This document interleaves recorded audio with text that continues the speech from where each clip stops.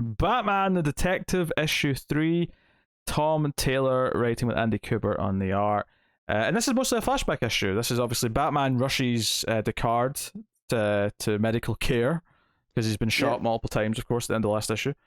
I mean, he takes him to the secret hospital, right? Yeah, it's underneath. I assume so. Yeah. I pronounced him dead at the end of the last issue. Clearly, I was being a bit quick with that, but this story serving as a history of Descartes in Batman.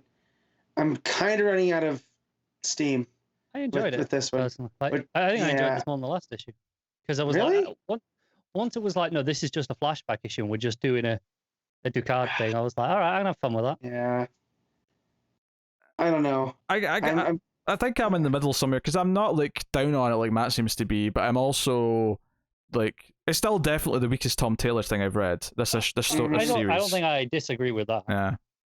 That's such a high bar that I go in every time. I'm like, Tom Taylor's gonna get it this time. And then when I read it, I end up reading it, I'm like, this is fine. It's still a little bit weird because it's felt like lesser Taylor since the start, and it's not even like he's lost it because he's writing like the best book at DC right now at the same time. So open for debate. So, but the thing here is though is that's why I opened the debate. But I got into this and it became clear early on. Oh, this is just going to be all this backstory stuff with Descartes, and Bruce wanting to learn from him because he's the best manhunter there is on Earth. I say that because Jean wasn't here yet, presumably. But he and he learns from him, and it's all very good. There's a sort of clash of personalities. And ultimately, Bruce kind of turns against him because Descartes does kill someone because he was paid to. Because he's not against killing. Like if he's paid to kill someone when he hunts them down, he'll do it. But once I realized it was going to be like a full flashback thing, barring some bookends, I was kind of like, oh, this is weird. This book is like so different from anything that I like. When they sold it as Batman in Europe, I didn't expect one of the 6 issues to be a flashback to his training for Batman days. Like it's a very different book to what I was expecting. Still mostly training in Europe though, which is Descartes French. Yeah, sounds French. Right. Traditionally. That's what I have that assumption, but everyone just calls him Henry, which always makes me think because it would be Henri, right? Surely, if he is French. Is that spelled differently? It's no, but Yeah. French like that, like with the H and then the I at the end. Right. You know, you'd say Henri, surely. Yeah, but we just don't care. Yeah, I'm like, I was wondering as I was reading this issue because it was just so. I was like, is this just a case of us English speakers just not giving a shit about French and frankly most European languages and their pronunciations? We kind of brush over all of them. Mm-hmm. But or is it? Am I wrong? Is he not French?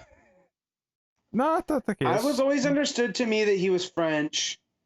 And then Liam Neeson pops up, but then that's just an alias. Yeah, he's not really Descartes. Yeah. No, so I don't know. Whatever. It doesn't really matter. Weird tangent, I know, but it just popped in my head as I was reading it. Henry Descartes, is he French?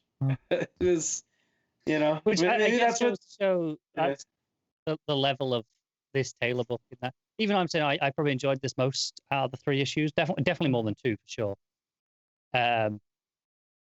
But still, I'm reading it, and as I read it, I'm going, is Descartes French? Yeah, I'm not entirely all in on it the whole time. Yeah, I mean, I probably agree it's better than the last issue just because it's a bit tighter and more focused. I think it being a flashback, it just helped. I was able to invest in. Okay, we're doing this for this issue, and it was easier to buy into, I think, than some of the stuff we were doing before. I know that at the end of this issue, Batman saved London from a nuclear device, and there's a group of anti-Batman trying to take out all the people he saved, and it's not going to look good for London. So technically the entire city of London's on watch, is what you're saying. So good storytelling from Taylor. I know how Pete's talked about the villains that come out of the past, right? Mm-hmm. Yeah, and we've gotten that a lot lately, from Batman. So I was like, Ghostmaker and all this. I'm feeling the same with his training days. I'm just kind of reached my saturation point on it, and that's just my own issues with Batman. Like, I get it. He's the world's greatest detective. I feel like we've seen this a lot less in recent years in comparison to, the other problem we're talking about there. But Right. I get why you'd be sick of it all the same. So this being a whole issue of that and their time with Bruce training under him, and I was like, okay, this is fine. My issues with this aren't actually anything in the book. It's my own expectations for said book, that I bring into them. Also, the art. I'm not a fan of this Kubert art. Again, that's something I'm enjoying more as it goes on. Again, it's not that it's gone better or worse. I think the quality is more or less the same. But I think I've just gotten to the point where I've gone, no, this is Big Man Bruce, and I'm just like, I've accepted it and I'm enjoying it now, like for what it is. Even though I definitely see why people would not enjoy it at all. Yeah. Yeah. Bruce proves himself by tracking one of the dangerous people off the list down, and that's the one that Descartes kills. I did kind of like the whole opening stuff where it was like this guy thinks Bruce is following him, and then Descartes shows him and says, "Nah, he's not following you. He's following me. I'm following you." Like there's almost like a fun kind of like I'm not a big spy guy, but there's a certain tone and type of spy stuff that I can kind of get into. And I will say this, I did kind of dig the transition to like another like sort of more recent flashback of Batman finding Descartes, as Batman. This is when he fixes the nuke, or disarms the nuke, I should say. Fixes it. He wants to make sure this works. But he's in London. He encounters Descartes and ends up disarming the bomb. And then takes him in after he gets. This is where he finds out about this hospital that Descartes knows about, and then he takes Descartes in because this is it.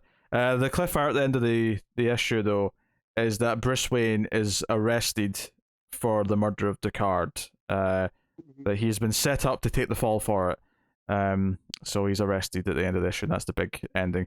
And that final page, the art of Bruce Wayne. This is not the art of Bruce Wayne. This is the art of like, I don't know, like a mob boss. It looks like a mob boss has been taken away here, but that stubble. It looks like Bruno Mannheim from over in Metropolis. Yeah, the jaw, or even saying like it's objectively wrong. I'm starting to enjoy it more as it goes on. In fact, do you know what you could put like a Judge helmet on him, like a Judge Dredd helmet, and he'd look like Judge Dredd. It'd be a perfect Judge Dredd if you put the helmet on. He's got that big jawline, the stubble. I could see it. It would work. But for Bruce Wayne, I'm not feeling it. I feel like this should be the default Bruce Wayne going forward. It's so blocky and chunky. Even the page before. From behind, like look at those shoulders. Yeah, those are Dave Bautista's shoulders. You can't tell me otherwise.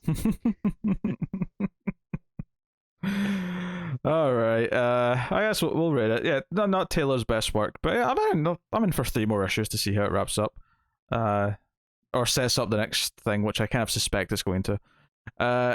So Matt, what are you rating Batman the Detective? I'm gonna give it a 6.5. Connor? 7.5. I'll split it out.